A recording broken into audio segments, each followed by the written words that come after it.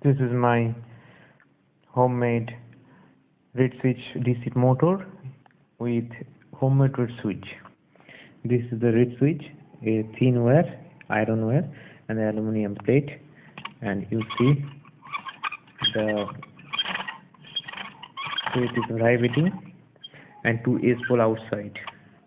Let us see how the motor spin.